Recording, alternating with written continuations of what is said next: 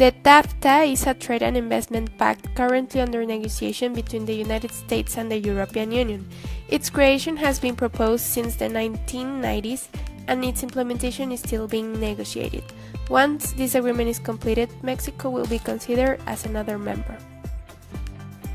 TAFTA includes ideas concerning the environment, consumer safety, food sovereignty, financial regulations, and more. The plan aims to cut non-tariff barriers, legalize trading services, and move the two regions much closer to regulatory harmonization. The agreement is being touted as one of the most transformative trade deals in history, and with good reason. The deal will encompass nearly half the world's economic output. So, thanks to this agreement, our economy will probably expect a growth stage thanks to the increase of factors such as trade, investment, and services resulting on the enhancement of Mexico with new trading partners. Under the TAFTA agreement, up to 80% of the gains from a trade deal are expected to come from the reduced cost of bureaucracy and regulation arising from a deal, as well as from opening up trading services and public procurement.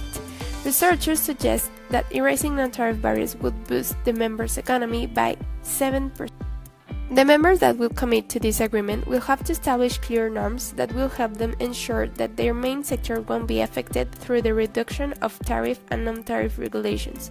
This in order to achieve a fair competition. The countries involved in this treaty are Australia, Brunei, Canada, Chile, Japan, Malaysia, Mexico, New Zealand, Peru, Singapore, and Vietnam, and it's currently under negotiation. The Trans-Pacific Partnership is a multilateral free trade agreement that was negotiated in secret for 5 years.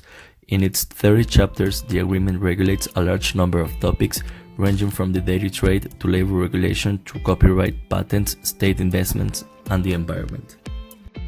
The bet of Mexico in this agreement is great and will open many doors, not only in Asian markets. This agreement has the ambition to project the market with Canada and also the market with unexplored countries such as New Zealand.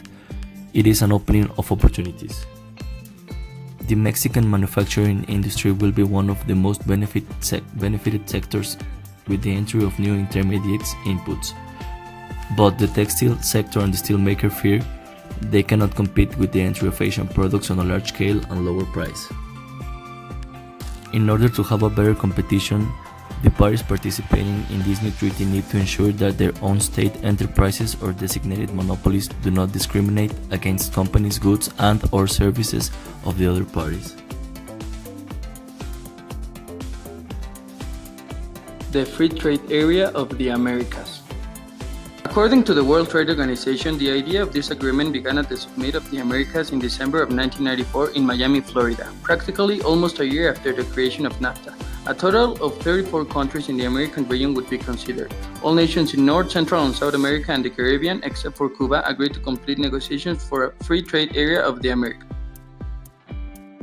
The main goal of this agreement is to expand the North American Free Trade Agreement and include 31 additional nations in order to integrate the economies of the Western Hemisphere. It seeks to become the largest free trade area worldwide. Participating on the FTAA will allow Canadian, Caribbean, American, and Latin American markets and businesses to eliminate and reduce trade barriers and tariffs in order to increase investment and services, resulting on the enhancement of Mexican or any other participant's economy. The Free Trade Area of the Americas could create a single set of trade rules amongst 34 countries. It will increase competition in the hemisphere and bring greater choice of products or services for the participating countries.